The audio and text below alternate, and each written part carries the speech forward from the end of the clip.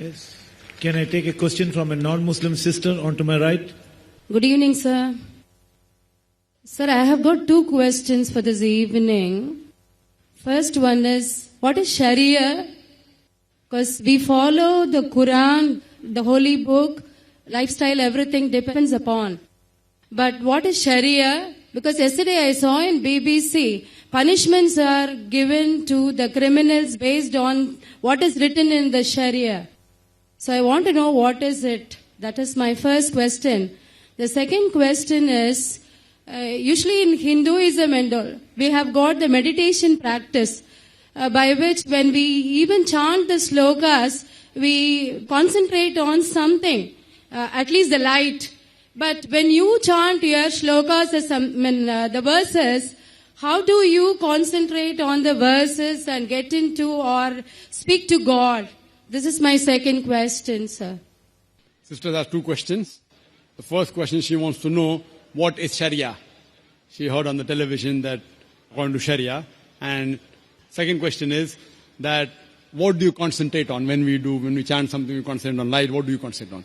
As far as the first question concerns, what is Sharia? Sharia, it is a legal system based on the Quran and the Sahih Hadith.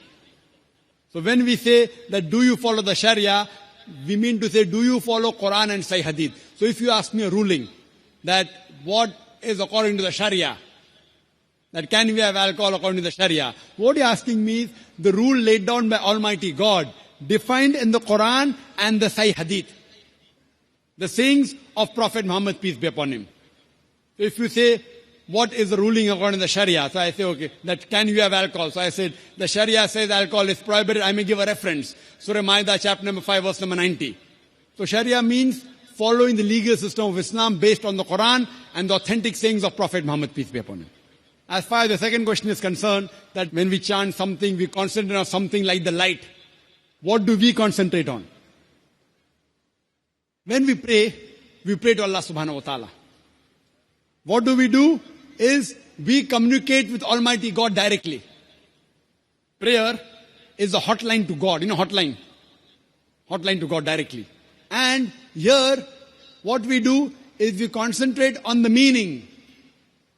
We don't concentrate on an image. Because we don't believe that Almighty God has an image. The moment you do that, you're belittling God. Now imagine when you're saying that to concentrate on God, you're making an idol of Almighty God, you are belittling God and limiting God to that idol. If suppose the idol falls, the idol breaks. Imagine, God cannot help himself if you consider the idol to be God. So we cannot belittle God. We cannot abuse God. That's the reason when we pray to Him directly and we concentrate on the meaning. That's the reason in a salah, we normally say salah in Arabic. And I say that the best way to concentrate on salah is to understand the meaning and concentrate on the meaning. And then we follow our prayer when we say pray. In English, to pray means to ask for help, to beseech. In Arabic, salah does not merely means to pray. Salah, besides asking for help, we are also thanking Allah subhanahu wa ta'ala, thanking Almighty God, and simultaneously getting guidance from Almighty God in our salah.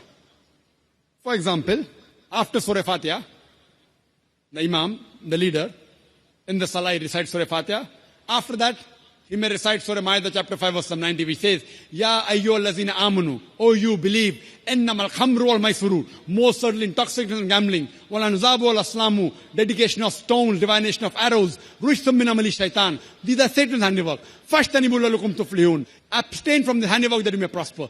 Here, besides thanking God, besides asking for help, we are getting guidance. Don't have alcohol. Don't gamble. Don't do fortune telling. Don't do idol worship. Here, in our salah, we get guidance from Allah subhanahu wa ta'ala. And that's the reason I call salah to be a sort of programming towards righteousness. And that's the reason our beloved Prophet Muhammad sallallahu alaihi wasallam and Allah subhanahu wa ta'ala, He has said you should offer salah minimum 5 times a day. Because the amount of evil we see around us, the amount of wrong things we see, the sin we see, there are high chances we can be deprogrammed. So that's the reason we offer salah. We get programming towards righteousness minimum 5 times a day. 5 times a day. We are being programmed towards righteousness. So our salah is much more superior than just praying. Pray means to ask for help. So besides asking for help, we are thanking God and we are getting guidance from Almighty God so that we can be on the straight path and you can follow the path of the Sharia. Follow the path of submitting our will to Almighty God. Hope that answers the question, sister. Thank you.